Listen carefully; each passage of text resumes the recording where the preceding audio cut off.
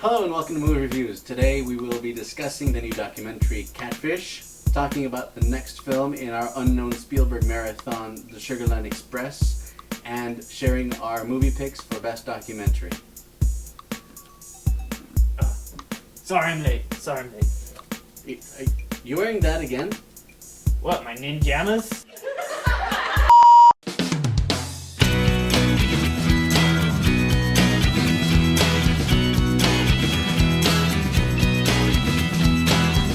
We all like to watch a movie, which are bad, which are groovy. So listen up to a ninja and an expert. We'll tell you what to watch so your eyes won't hurt.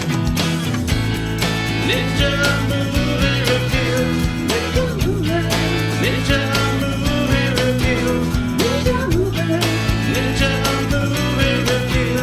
Come to the rescue. Come to the rescue.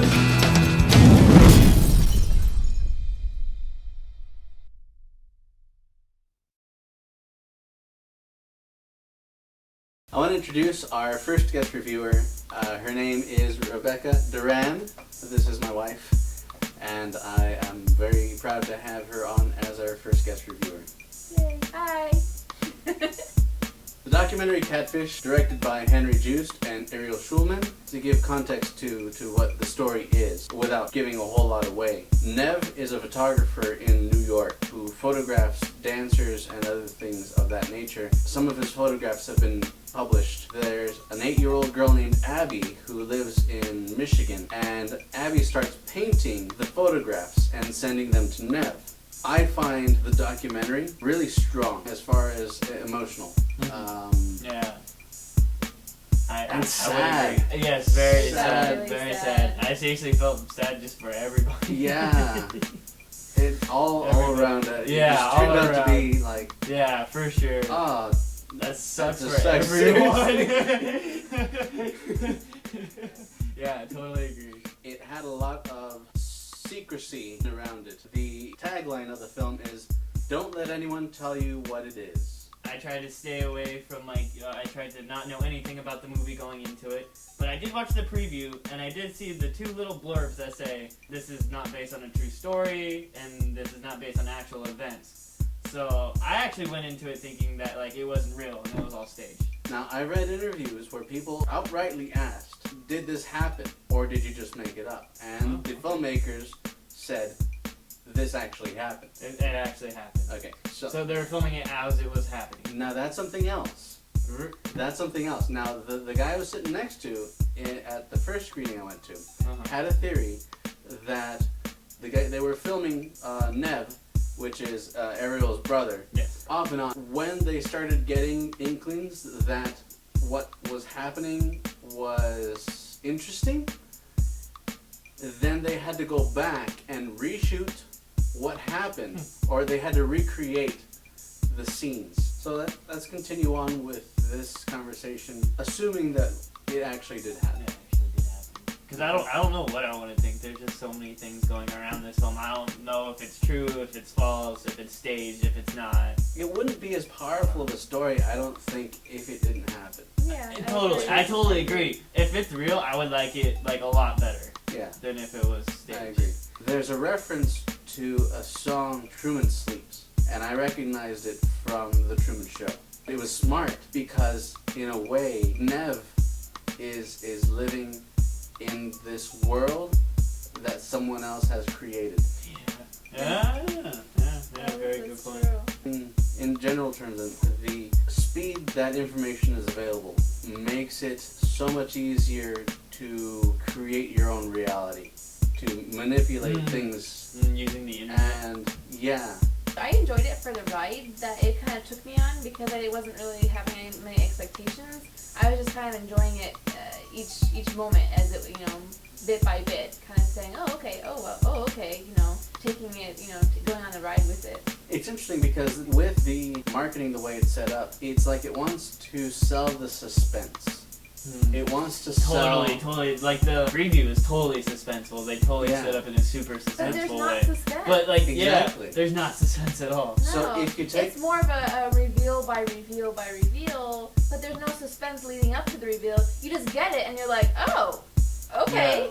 Yeah. It's too bad that they are trying to build it up that way, because people are going to be disappointed. I think it's a good documentary for kind of like now, for the whole Facebook era. Oh, definitely. The whole, it's something that can really happen using the internet, and just how crazy the internet world can be. Scary. And scary, yes. And without Totally scary. And without getting into how it develops, you hear about stories like this, but you never know anybody who goes through it. At least I don't. So that was kind of intriguing to see how that would play out in real life. You know.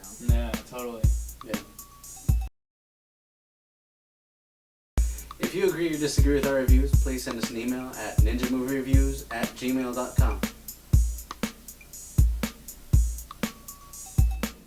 To watch a spoilers review of Catfish, please click on my face now.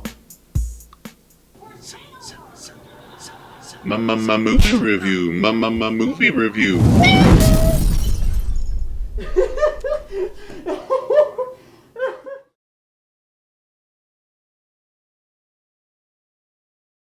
Welfare's come and taken baby Langston forever. They're gonna keep him in that foster home.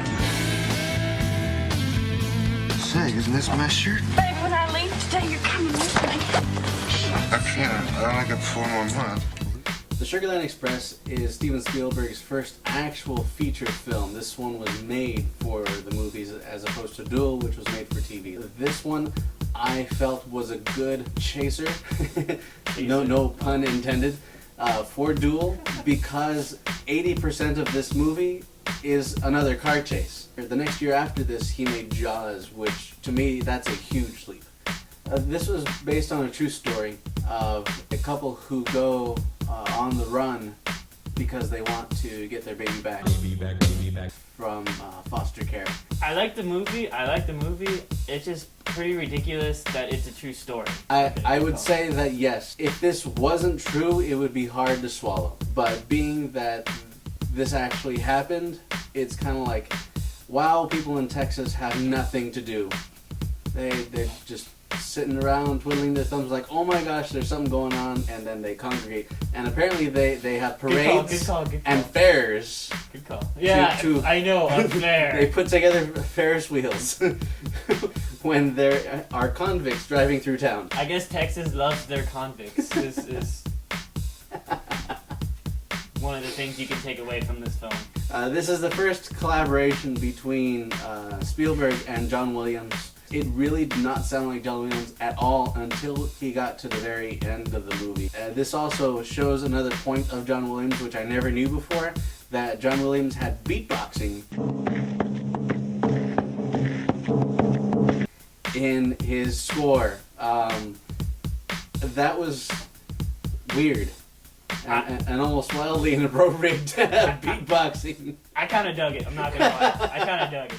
I think everybody should have a little bit of beatboxing in it. Especially from John Williams. That's kind of interesting to get beatboxing. See, but him again, to go from the score in this to Jaws to such a iconic score. It's just, what happened in that year for these two guys? Goldie Hawn, Ben Johnson, and William Atherton in director Steven Spielberg's feature film debut. It's your baby. Don't let no one take him away from you. The Sugarland Express. If you agree or disagree with our review, please send us an email at ninjamoviereviews@gmail.com. Stay tuned. Next time we will be discussing 1941. And now a quick fix with Marco Duran. So the film I'm going to talk to you about today is Waiting for Superman. It's the newest documentary by the same people that brought you An Inconvenient Truth, and this documentary is about the public school system in America and how it is completely messed up. I have no kids, and after watching this documentary I'm kind of glad, because what this documentary showed me is that the union that supports the school teachers, this documentary made this union the bad guy. The same union that supports the good teachers and makes their lives better also supports the bad teachers that aren't teaching, that are lazy loungeabouts, giving these bad teachers tenure that's keeping them in the school systems that are teaching our kids. And because of this tenure, because of this union, they are unable to weed out the bad teachers and say, look, you're not doing the proper jobs, you need to go. This documentary was one of those ones that they wanted you to do something about it. They have a number for you to text at the end of it. It was definitely one of those ones where I felt riled up that I wanted to get up off my chair and go and write my council member or my governor and all that kind of stuff. It's a really good, eye-opening documentary. I would definitely recommend it. Go see it. And there you go.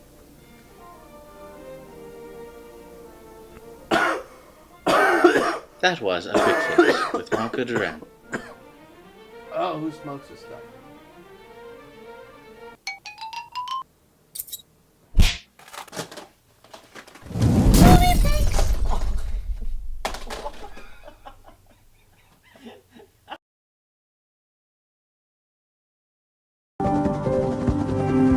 For 13 years, Timothy Treadwell lived among the grizzly bears in the Alaskan wilderness. During that time, he shot over 100 hours of videotape. Until 2003, when he was killed by one of the bears he had sworn to protect. My movie pick for this week is a documentary about Timothy Treadwell, who made it a quest to observe, save, and eventually live with grizzly bears. The level of obsession he had, to the point of being unable to see the danger he was placing himself in, is the main draw of this film for me. It is a masterpiece by Werner Herzog in the psychology of a heartbreaking human being. My movie pick for this week is Grizzly Man. Now the Longhorns are gone, and the Drovers are gone, the Comanches are gone. This is my life. This is what I do. I love it. Geronimo's gone, He says, if I don't come back, it's what I want. and the lion is gone, and the red wolf is gone. Ooh, yep, ooh, yep, ooh. So usually documentaries aren't that interesting and people don't really pay much attention to them. But this one kept my attention. It takes place in a small town in Japan where something very heinous is going on. It's so bizarre what's going on over here. When we first got in the country, we had no idea who was following us. You think they know we're here? We didn't know if it was the whalers, the Japanese mafia. Somebody's behind me. I don't know who that is. And it was a fun ride throughout the entire film, and it almost felt like a film to me. Like, it almost felt like a chase sequence, or like, you know, oh my gosh, what's gonna happen next? And my movie pick for this week is The Cove. Hey, this flashlight. The guards are moving. Guards are moving. Get out of there. Get out of there now.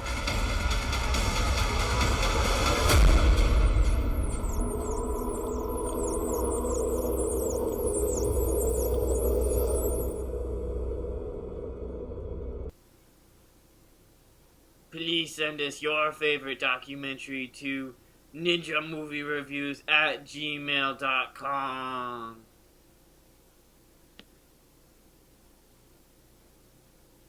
Until next time. I'll catch you on the flip side. Hasta la vista, baby. Don't say goodbye. Say good journey. This conversation can serve no purpose anymore. Goodbye. He's looking at you, kid. Good journey.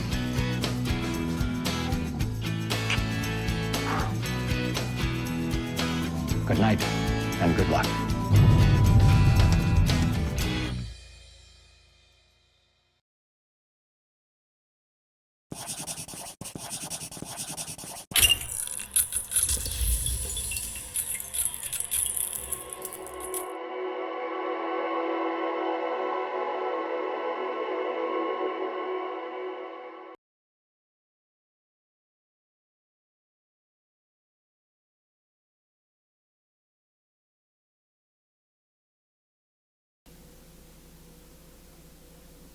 You're still here? What are you doing here, man? We wrapped like 5 hours ago. Go home. Go on.